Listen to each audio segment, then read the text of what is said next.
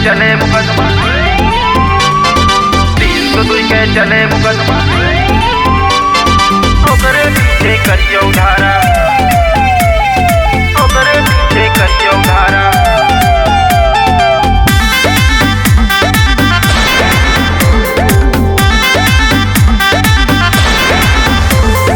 इतना बड़ा साम्राज्य अपने दम पे खड़ा करे यही एक असलहा हाथे मा तो एक कमर मा धरे यही एक असलहा हाथे मा तो एक कमर मा धरे यही।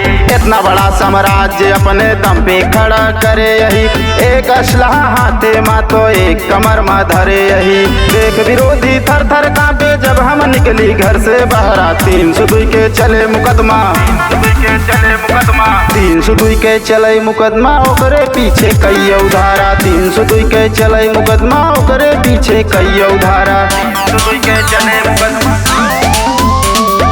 302 के चले मुकदमा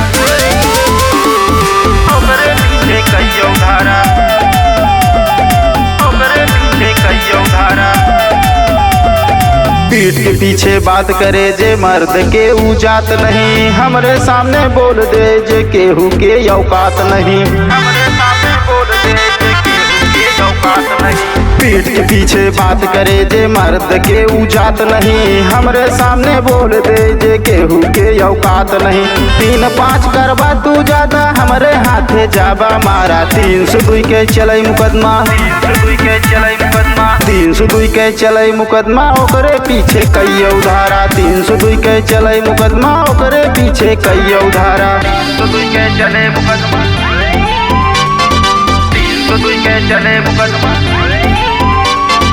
ओकरे पीछे करियो धारा ओकरे पीछे करियो धारा।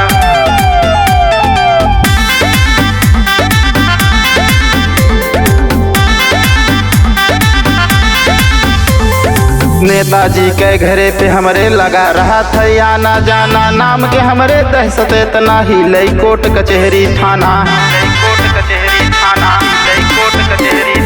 नेताजी के घरे पे हमरे लगा रहा था आना जाना नाम के हमरे दहशत इतना ही लई कोर्ट कचहरी थाना। घूम के लौटी आधी रात में लोग कहाँ हम पाया वारा 302 के चले मुकदमा